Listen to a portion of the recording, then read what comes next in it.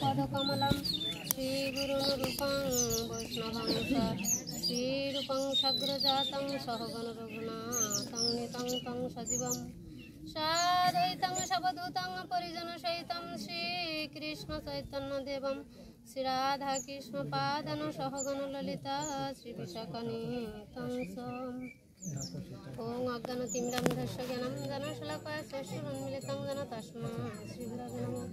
नमस्ते श्री अच्युतानंद भक्तिरत्न प्रभु नामिने गौरगदाधर भक्तिनिष्ठ विष्णुप्रिया गौरांग नाम प्रचारिणे वांसा कल्पतरुभ्यश्च कृपा सिन्धुभ्यश्च पतितानां पावनेभ्यो वैष्णवेभ्यो नमो नमः। हा कृष्ण करुणा सिंधु दीनबंधु जगत्पते गोपेश गोपिकान्त राधाकान्त नमस्ते तप्त कांचन गौरांगी राधे वृंदावनेश्वरी वृषभानुसुते देवी तं प्रणमामि हरिप्रिये गौरांग वल्लभं देवीं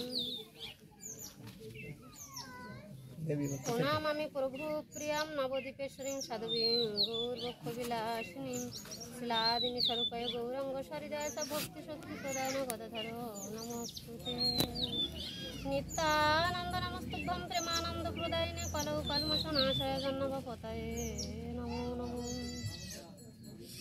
जय शशि नंदन जय गौर हरि विष्णु प्रियार प्राणनाथ नदिया बिहारी जय शशि नंदन जय शशि नंदन जय गौर हरि विष्णु प्रियार प्राणनाथ नदिया बिहारी जय जय गदाधर जय जय गदाधर जय गौर हरि विष्णु प्रियार प्राणनाथ नदिया बिहारी जय नंद नंदन जय नंद नंदन जय वंशीधारी जय राधा वल्लभ निकुंज बिहारी जय जय श्री गौरांग जय जय श्री गौरांग विष्णु प्रियानाथ जीव प्रतिकार प्रभु शुभ दृष्टिपात এটা হাতে তালিতে হরিনাম করুন हरे कृष्ण कृष्ण कृष्ण हरे हरे हरे राम राम राम हरे हरे हरे कृष्ण कृष्ण कृष्ण हरे हरे हरे राम राम राम हरे हरे। परमानंद श्रीमती अखिल ब्रह्मांड नायक जगदधिपति तिलकेश्वर नंद नंदन भुजेन्द्र नंदन भगवान श्री श्री राधा गोविंदेर असीम अनुकम्पाय श्री श्री गौर विष्णुप्रियार असीम कृपाय आमार परमाराध्य गुरुदेव श्री अच्युतानंद दास भक्तिरत्নের अशेष कृपाय आमरा सुखदेव पत्र अंचलेर सकल गौर भक्तबृंद आज एखाने उपस्थित हয়েছি সেই गौतम दासेर श्राद्ध अनुष्ठाने तार आमादेर इच्छा बा आमादेर सबार आमरा कामना करब जे से जेन भगवत धाम प्राप्त हय। तो सेई जन्य आमरा एई सेई भगवानेर दिव्य बाग्मयी प्रतिमूर्ति आनंदमयी प्रतिमूर्ति सेई भगवत कथामृत आस्वादन करार एई सौभाग्य प्राप्त करियाछि। तो सबाई आमरा आंतरिकभावे एबं मनेर थेके तार जाते भगवत धाम प्राप्ति हय सेई कामना करब। सेजন্য एखाने सबाई उपस्थित हয়েছে। আপনারা নিজের সন্তানগণে আমি সামান্য পাঠ করার একটা সৌভাগ্য পেয়েছি আপনাদের কাছে। তো এটা গীতায় যে মাসে রয়েছে ধ্যানে যে মুখম করতি বাচলম পঙ্গুম লঙ্ঘয়তে গিরিম যৎ কৃপাতমহং বন্দে পরমানন্দ মাধবম বলছেন যে মুখম করতি বাচলম যে যে সেই পরমানন্দ মাধব ভগবান শ্রীকৃষ্ণের যদি কৃপা হয় তাহলে বোবা ব্যক্তিও বাচালের মতো কৃষ্ণ কথা বলতে পারে, আর পঙ্গু ব্যক্তিও গিরিপর্বত লঙ্ঘন করতে পারে। তো আমার মতো এমনই বোধের পঙ্গু আপনাদের সামনে উপস্থিত হয়েছে। সেই মাধবের যদি কৃপা হয় আর সৎ সাধুগুরুর কৃপা আপনারা বর্ষিত করবেন, তাহলে যৎকিঞ্চিৎ কিছু কথা বলবো। তো গতদিন আমি সন্ধ্যাবেলায় পাঠ করেছিলাম গীতার থেকে, যেখানে শেষ করেছিলাম সেখান থেকে শুরু করছি। তো গীতার অষ্টাদশ অধ্যায় মোক্ষ যোগে যে শ্লোকটা শেষ করেছিলাম, যে এখানে গীতার মর্মকথা কি।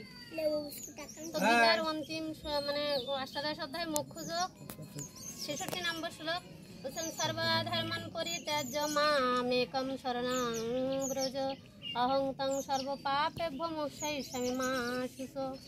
তো এই শ্লোকের তাৎপর্য হচ্ছে যে সর্বপ্রকার ধর্ম পরিত্যাগ করে। ধর্ম কি পরিত্যাগ করা যায়?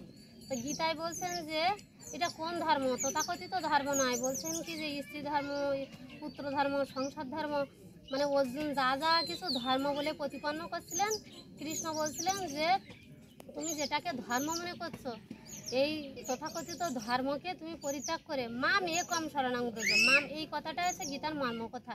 কি বলছেন যে একমাত্র দেখুন, যে যেখানে যে অবস্থানে আছেন না কেন, এটা হচ্ছে সর্বনিকৃষ্ট জায়গায় বসেও ভগবান, আমার কথা শুনতে পাচ্ছেন সবাই? যেহেতু মাইক নেই তো বলছেন মানে যে কোনো জায়গায় বসে ভগবানকে স্মরণ করা যায়, যায় কিনা? মানে ভগবানের স্মরণ করার জন্য কারো কিন্তু বিধিবিধান নেই, আছে কিনা? বলছেন কি যে বাথরুমে বসেও ভগবানের নাম করা যায়, করা যায় না? শয়নে স্বপনে জাগরণে রাস্তায় যেখানে থাকুন না কেন, ভগবানের নামটা সর্ব অবস্থায় স্মরণ করা যায়। তাই এইটা হচ্ছে গীতার একটা মর্ম কথা, যেটা মানে সর্ব অবস্থায় ভগবানকে স্মরণ করা যায়। এটার জন্য কোনো বিধিবিধান, তিথি, নক্ষত্র বা পাপ পবিত্রর কোনো বিষয় নেই। কিন্তু যে যেমন আমি ভগবানের পুষ্প অর্পণ করবো বা ঠাকুর ঘরে যখন যাব তখন কিন্তু আমার স্নানাদি আহ্নিকের প্রয়োজন আছে না? কিন্তু স্মরণ করার জন্য কোনো বিধি আছে? আপনি যখন ঘুমের থেকে জাগরণ হচ্ছেন, আপনি সর্ব অবস্থায় রাস্তায় সব জায়গায় আপনি ভগবানকে স্মরণ করতে পারছেন। তো গীতার এই মর্ম কথায় বলছেন যে মাম একম শরণং ব্রজ, একমাত্র আমার স্মরণ করো, তাহলে তোমার সর্বপ্রকার পাপ থেকে আমি মুক্ত করব। তো এটা হচ্ছে গীতার মর্ম কথা। তো এই সম্পূর্ণ 700 শ্লোকে যে গীতা, এই গীতা পাঠ করলে কি হয়, ভগবান বলছেন যে তার মোহ দুর্বৃত্ত হয়। সেই লাস্টের শ্লোকে বলছিলাম যে অর্জুন বলছেন যে আসলে আমাদের এই অনুষ্ঠানটা তো একটা মানে মৃত ব্যক্তির উদ্দেশ্যে তার ভগবত ধাম প্রাপ্তি উপলক্ষে। কালকে বলছিলাম যে গীতা এই ভগবানের নাম কেন শ্রবণ করতে হবে। বলছেন 9 অধ্যায়ের 4th অধ্যায় 9 শ্লোকে যে জন্ম কর্ম সামিয়ে যোবেতি তত্ত্বত ত্যক্তং দেহ পুনর্জন্মা নিয়তি মামেতি সহজন। ভগবান বলছেন আমার জন্ম এবং কর্ম দিব্য, এই দিব্য জন্ম কর্ম সম্পর্কে যিনি তত্ত্বের মাধ্যমে অবগত, তাকে আর পুনরায় জন্মগ্রহণ করতে হয় না। তারা আমাদের ক্ষিতি অপতেজ মরুদ্যম, এই স্থূল দেহ আর সূক্ষ্ম দেহ হচ্ছে মন বুদ্ধি অহংকার। এটা হচ্ছে আমের আটি স্বরূপ, যেটা বারবার যদি নষ্ট করে দেওয়া হয় আর সেই সুমিষ্ট ফলের যে আমের আটি, ওটা আবার জন্ম নিতে পারে না। তো এটা হচ্ছে কি মন বুদ্ধি অহংকার, এই সূক্ষ্ম দেহটা যতক্ষণ থাকবে ততক্ষণ আপনার পুনরায় জন্মগ্রহণ করতে হবে।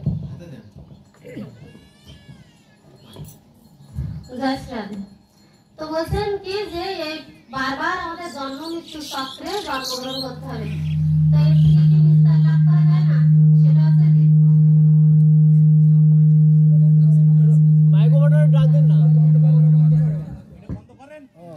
তো এখানে বলছেন যে এই জন্ম মৃত্যুর থেকে আবর্তন কি হওয়া যায় না।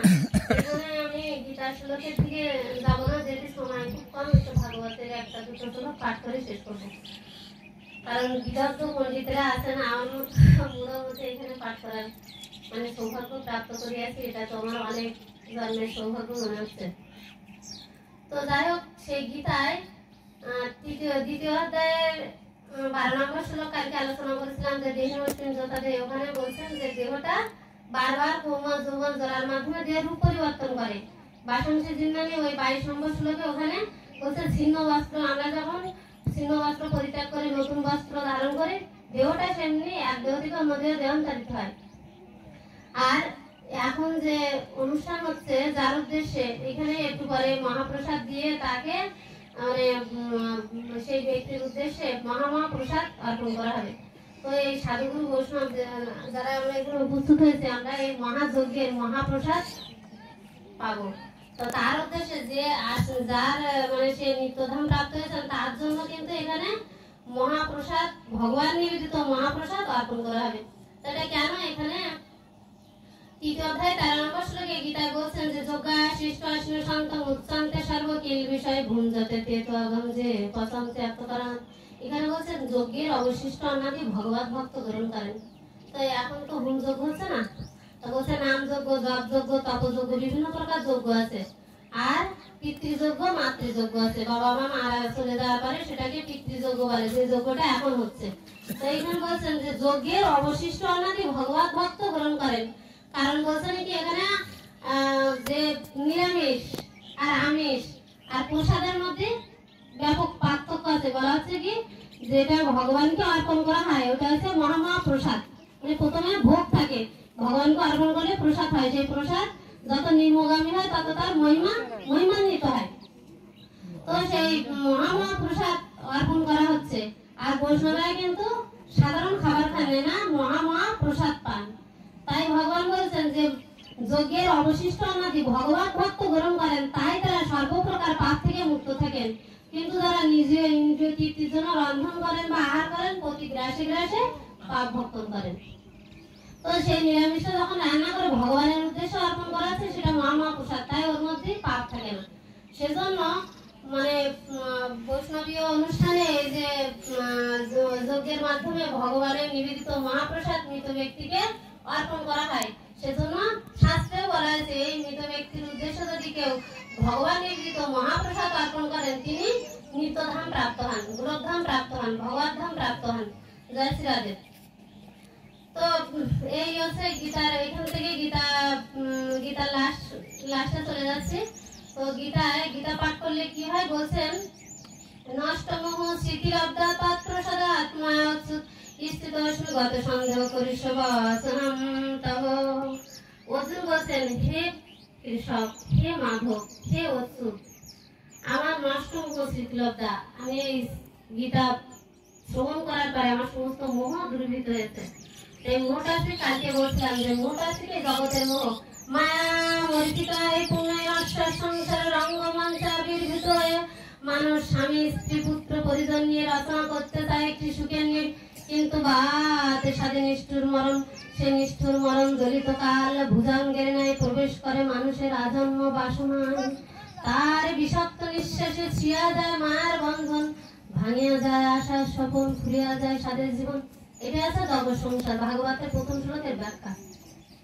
তো এখানে বলছেন যে এই জগৎটা মায়া মরিচিকায় পূর্ণ, নশ্বর, আজ জাতি কাল নেই, নশ্বর এই জগৎ। তো নশ্বর সংসারের রঙ্গমঞ্চ, যা কিছু দেখা হয় ভালো লাগে, এই জগতের সব রঙ্গমঞ্চে আমরা সবাই আবির্ভূত। তো এখানে কি স্ত্রী পুত্র পরিজন নিয়ে রচনা করতে চায় একটা সুখের নিয়ে, কিন্তু মরণটা নিষ্ঠুর।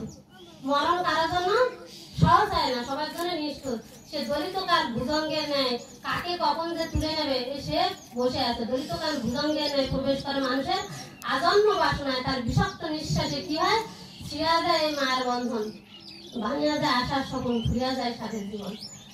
তেমনি ভাবে মানুষ অতি স্মৃতি নিয়ে বেঁচে থাকে। তাই এটা হচ্ছে কি সাধুদের অসৌচায় না, মানে সবসময় এই সাদা পোশাক পরে আছে কেন, মৃত্যুর জন্য তারা তৈরি। যে কারণ যে মৃত্যু কিন্তু বরণ করতে হয়, বলে না মৃত্যু বরণ। ধ্রুব মহারাজ মৃত্যুকে বরণ করেছিলেন, মানে মৃত্যুকে পদদলিত করে তিনি বিমানে উঠেছিলেন। তা সাধুরা সবসময় মৃত্যু ভয় পায় না, কারণ ভাগবতে যখন লাস্ট 7 দিন ভাগবত সপ্তাহ শোনার পর পরীক্ষিত মহারাজকে জিজ্ঞাসা করা হয়েছিল যে পরীক্ষিত তুমি কি ভয় পাচ্ছ, মৃত্যু ভয় পাচ্ছ? তখন আমার কবে জন্ম হলো যে মৃত্যু হবে? সেটা হচ্ছে কি যে ভাগবত অমৃত কথা শ্রবণ করলে তার এই জগতের মৃত্যু ভয় থাকে না। আসলে ভাগবত অমৃত পাওয়ার পরে, এটা হচ্ছে ভাগবত অমৃতটা দেবতাদেরও দুর্লভ প্রেম। দেবতারাও এই মনুষ্য দেহ লাভ করার জন্য লালায়িত থাকে যে এই দেহে, এই মনুষ্য দুর্লভ দেহে একমাত্র ভগবানকে লাভ করা যায়, তাকে এই ভাগবত লাভ করা যায়। কারণ দেবতারা আসছিল কিন্তু যে সে অমৃত কলস নিয়ে, যে আমাদের একটু অমৃত দাও আর আমি অমৃত দিচ্ছি, তুমি আমাদের একটু ভাগবত অমৃত দাও। তো বলছে তোমরা কোথায় কাঁচের সাথে মনির তুলনা করছো? তোমরা তো যে একটা ব্যবসায় বিক্রি করবে তা সেটাও তো ধারণা নেই।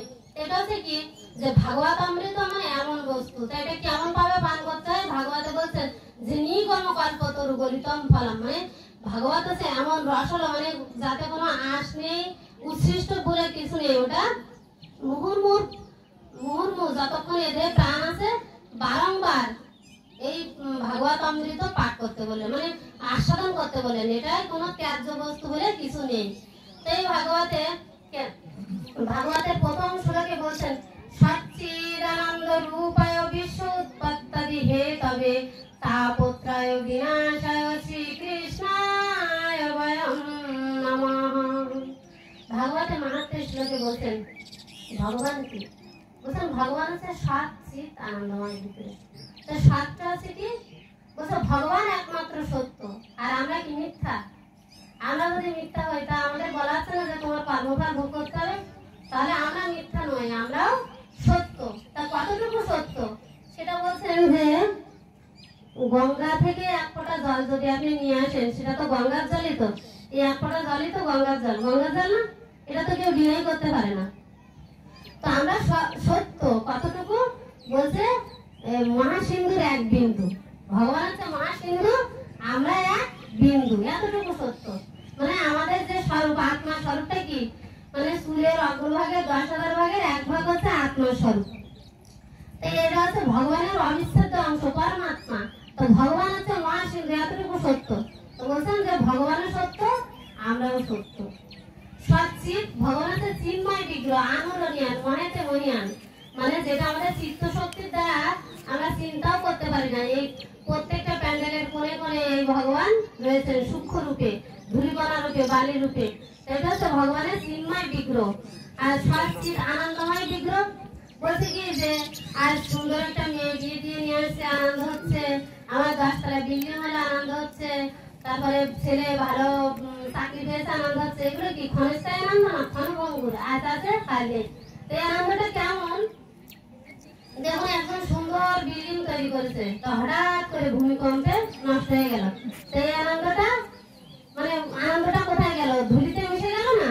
তো বলছে এই জগতের যে আনন্দটা এটা হচ্ছে ক্ষণভঙ্গুর, আজ আছে কাল নেই। তো বলছেন ভগবানের এই যে 3টে বিগ্রহ সচ্চিৎ আনন্দ রূপায়, ভগবানের 3টে বিগ্রহ সচ্চিৎ আনন্দ রূপায়, সেটা কি বিশ্ব উৎপত্তি হেতবে। আর কি ভগবান কি করেন? বিশ্বের উৎপত্তি, সৃষ্টি আর প্রলয় করিয়া থাকেন। তা বিশ্ব উৎপত্তি হেতবে তাপত্রয় বিনাশায়। তা ত্রিতাপ জ্বালা আমরা সবাই ভোগ করছি না? দেখুন ওই বাবাটা সোজাই বসতে পারছে না, কারো কোমরে ব্যথা, মাথায় ব্যথা, হাঁটু ব্যথা, বিভিন্ন রোগে আক্রান্ত আছে না? এটা হচ্ছে দৈহিক তাপ। ত্রিতাপ জ্বালা সবাই ভোগ করিয়া থাকি। আর হচ্ছে দেবতাদের দিয়ে যে তাপ আমরা ভোগ করে থাকি।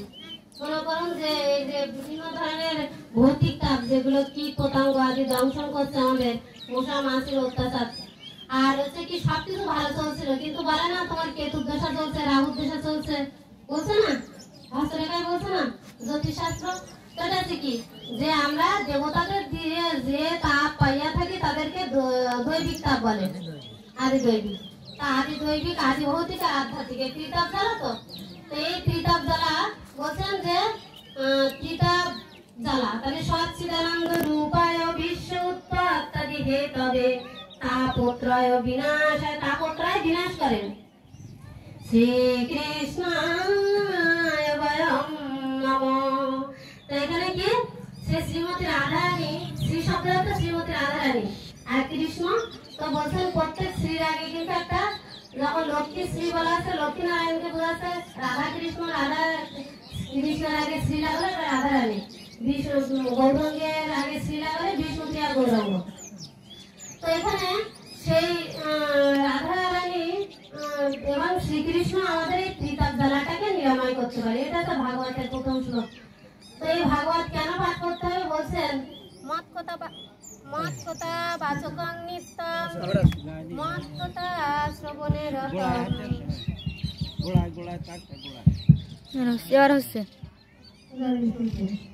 বলছেন ভাগবতের এই মাহাত্ম্য শ্লোকে যে কেন ভগবানকে আমরা ডাকবো। এখানে বলছেন মৎ কথা বাচকং নিত্যং, মৎ কথা শ্রবণে রতং, মৎ কথা প্রীতি মানসং নাহং তৎসমিতং নরম।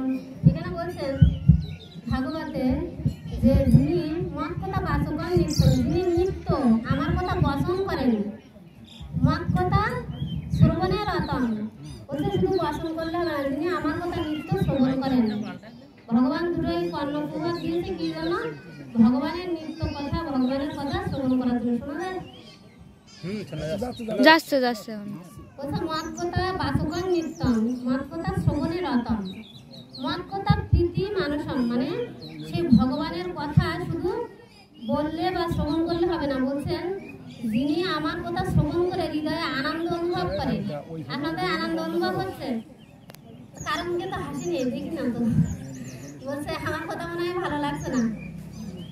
বলছে কি যে যিনি আমার কথা শ্রবণ করে হৃদয়ে হার্দিক প্রীতি আনন্দ অনুভব করেন, নাহাং তৎসমিতং নরম, আমি সেই নরকে কখনো পরিত্যাগ করি না। তাহলে এটা হচ্ছে ভগবানের প্রতিশ্রুতি।